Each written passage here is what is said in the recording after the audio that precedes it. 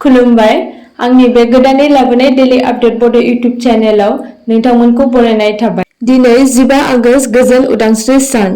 जों बयबो मिथिगौ 15 आगस्त 1947 मायथाइयाव जोंनि भारत हादर ब्रिटिशनि आखाइनिफ्राय उदां जादोंमोन। जायनि थाखाय 15 आगस्तखौ भारतनि उदांस्रि सान महरै फालियो।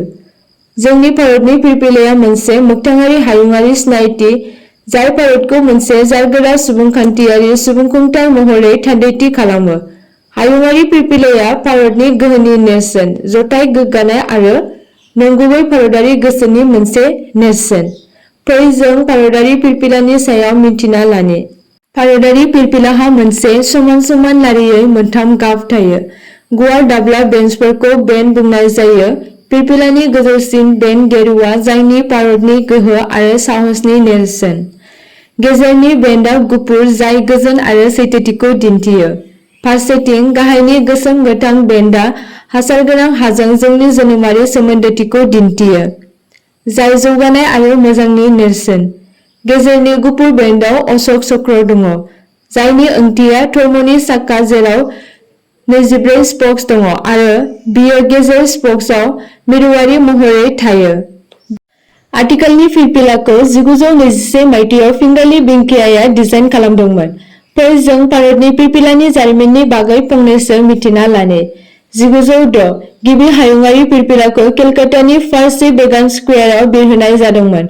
बेयो स्वादेशी सोमावसारनाय, हेंथा होनाय आरो गुबुन हादोरारि ब्रिटिश बेसादफोरखौ नेवसिनायनि खावलायनायनि नेरसोनमोन। मोनथाम गाबजों दाजानाय फिरफिलानि गोजौआव 8 गुफुर कमलजों लोगोसे गोथां आरो गेजेराव गोमो गाब दंमोन। देबनागिरि हांखोआव लिरजानाय वन्दे मातरम आरो खनायाव खावसे अखाफोर आरो सानजों गाहायाव गोजा लिरजानाय। 1907 हायुङारि फिरफिलाया एसे सोलाय-सोल' जानायजों रोखोमसे थायो। मेडाम बिकारजी कामायआ स्टुटगार्ट इन जार्मानी इन्टारनेशनेल ससियेलिस्ट कंग्रेसआव नैथि हायुङारि फिरफिलाखौ बिरहोदोंमोन। जाय नाख्रेबग्रा ब्रिटिश खुंथायनि बेरेखायै भारतारि जारखुंथाय आरो एजेन्सि मददनि थाखाय खावलायदोंमोन। बार्लिन कमिटिनि फिरफिला मुङैबो मिथिजानाय नैथि हायुङारि फिरफिलानि गोजौ गाबनि स्ट्रेपआ गोथांनिफ्राय कमला आरो फामे बिबारखौ हाथरखियाव सोलायदोंमोन। गाहायनि गाबनि स्ट्रिपआ गोजानिफ्राय गोथांसिमाव थांदोंमोन।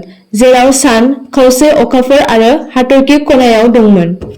1917 मायथाइयाव ह'म रुल सोमावसारनायनि समाव एनी बेसान्त आरो बाल गंगाधर तिलकआ मोनसे गुबुन फिरफिला बिरहोदोंमोन।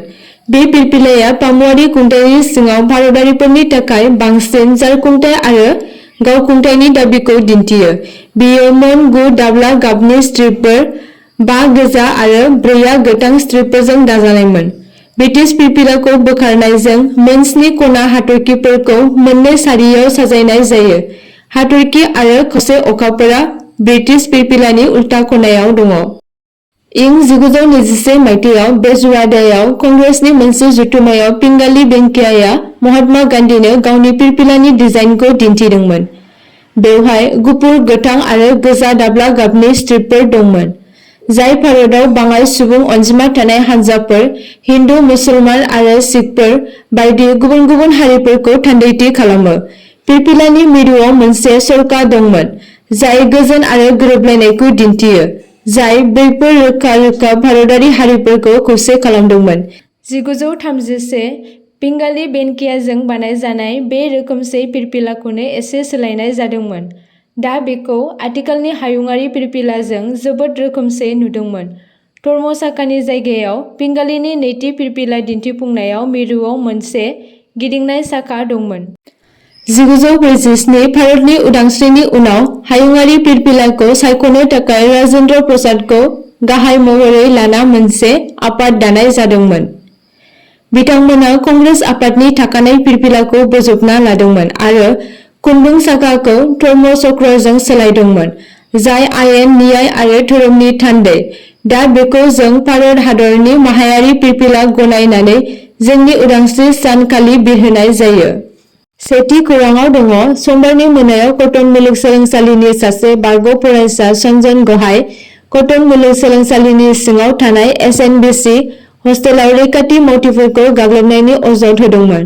खौरां मोननाय बायदिब्ला बे जाथाया बे समाव जादोंमोन जेब्ला सिकिउरिटि गार्ड पुर्बाजट कलिता, सनजन गहाय आरो गुबुन माखासे सुबुंखौ जौ लोंनायनिफ्राय होबथानो नाजादोंमोन। गार्डनि आखाइ होसेयावबो सनजन गहाय अजद होनाय बायदियै हस्टेलनि सोरगिदिं जौ लोंबाय थादोंमोन। थासारिया अब्ला बांदोंमोन जेब्ला सनजन गहाय गुबुन सासे लाइमोननि मददजों सिकिउरिटि गार्डखौ देहायारि गाग्लोबदोंमोन आरो बिनि जि-जोमखौ बिसिना होदोंमोन।